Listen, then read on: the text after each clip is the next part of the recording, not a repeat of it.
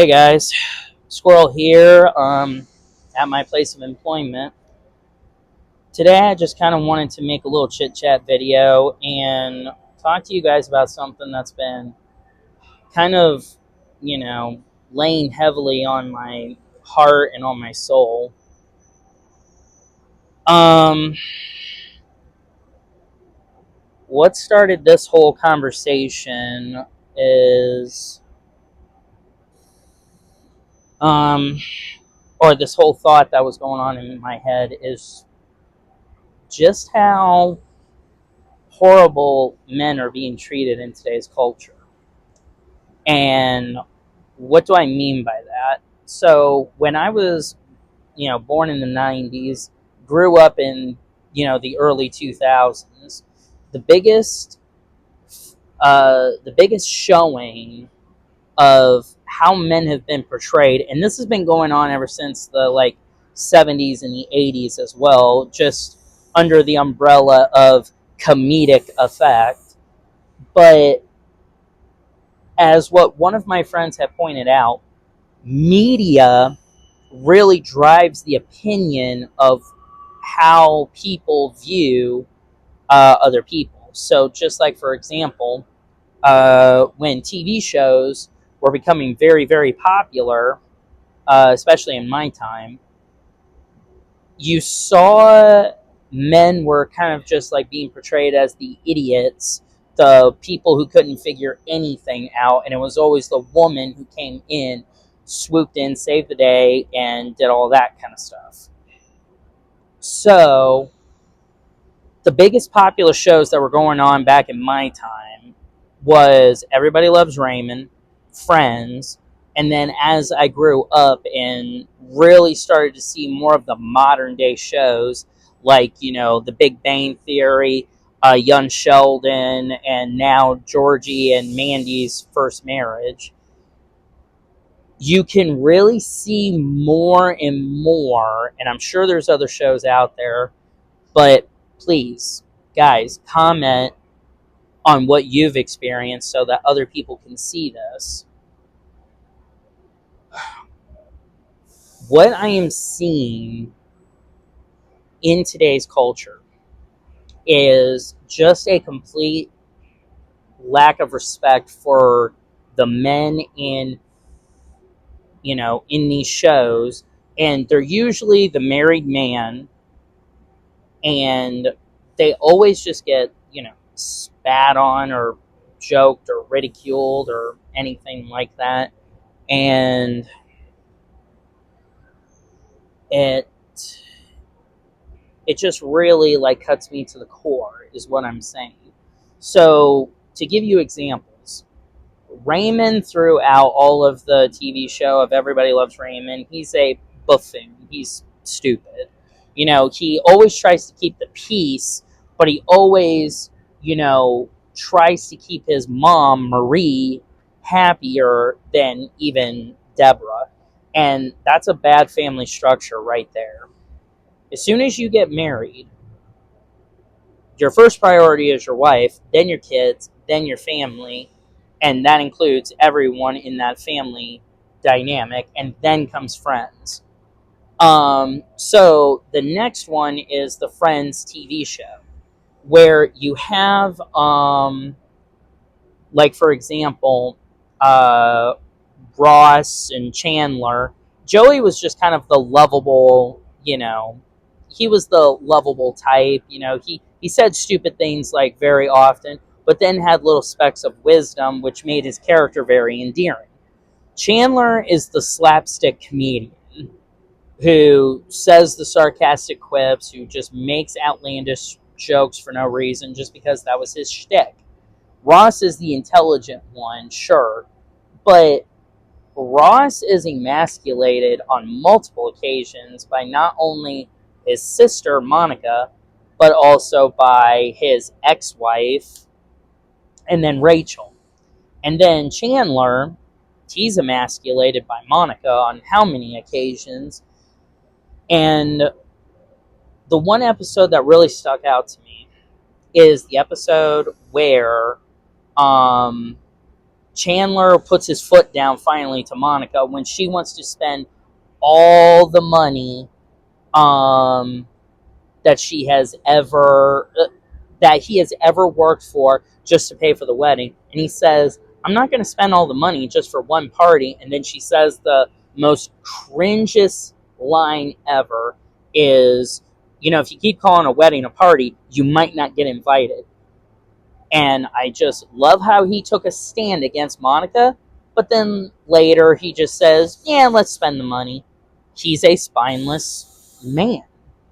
And it's not the fact that he wanted to do something nice for Monica that he's a spineless man. It's that he took a stance on something that was right and then caves later. And then Monica just says, no, it's okay. We don't need to do that. If she had total control in that moment, she would have just spent the money and not had anything to say about it. Then next comes, like I said, the Big Bang Theory, where I could never watch the show in its entirety. I just can't watch modern day shows because it seriously emasculates men all the time. So in the Big Bang Theory, you have Leonard, who is going out with Penny, and then when they break up, because I have no reason, I have no idea why they break up the first time or the second time or however many times they have this on and off again relationship. But there are a few highlights from the show that really shows how emasculated these men are.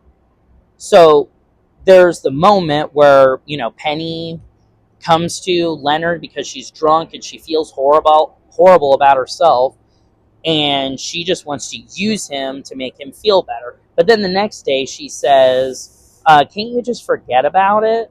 It's like, oh, great, thanks for taking his feelings into consideration. It's horrible. And then when she gets married to Leonard, then there's that one big reveal where she doesn't want to have children. Hold on a second. That was something that should have been brought up in the dating atmosphere long before you ever got married. Because if you had control over that situation, if Penny had 100% control over the situation, she would have never had kids and would have destroyed Leonard. It would have crushed his soul. And then there's Bernadette in the show, where she literally destroys her husband's confidence in everything that she does. There's the one episode where Bernadette is sitting there saying that, oh, I make more money than my husband does. And that is the wrong attitude. As soon as you got married, your money is no longer your money. It's our money. So the fact that she keeps calling it her money, and the fact that she emasculates her husband in front of everyone else, it's just horrible treatment. And then when you look at young Sheldon, for example, George is completely, he bears the brunt of the main of his wife's mother, who is a horrible woman. I cannot stand her because she sits there and she just beats him down like all the freaking time. When anything happens, she immediately tries to pit George and his wife against each other. That is a woman that needs to be cut out of any normal person's life. If the mother is trying to pit her daughter and her husband against each other, she needs to be cut out. But the fact that the wife will not do it just proves how much of a lack of respect she has for George. And the same thing could be said about Mandy in the spinoff series of Young Sheldon. My whole thing is that, and there's also plenty of other examples like The Intern with Anne Hathaway and Robert De Niro. She sits there and she finds out that her husband is cheating on her. But her first go-to thought is, oh, he feels threatened because his wife is making a bigger income than him, so it emasculates him. So he goes out and finds a girlfriend to make himself feel more powerful. Did you ever think that maybe in that movie, the fact of the matter is that you are working too much and you are not at home, and maybe he misses the connection that he had with you, and then another woman comes along and shows him some emotion, notices him. Did you ever think about that for a minute? But no, it's always beat the guy down as much as you can because he's just automatically wrong. And that's just what I hate about modern day movies, modern day media, modern day TV shows. It's all to say that men are horrible. And guys, this is something that I really want you guys to take to heart, because I am doing these videos so that people will understand that, look, if you're dating a girl and a lot of people are too close to the situation to see what is going on here. So this is when you need a group of guys that will keep you accountable and also watch what she does and tells you the truth. So for example, this goes back to the Big Bang Theory. Penny starts hiding Leonard's stuff, like he had a Batman signal or a Batman symbol on his keychain. She takes that away, and then she makes a comment about how his wizard outfits are next in line.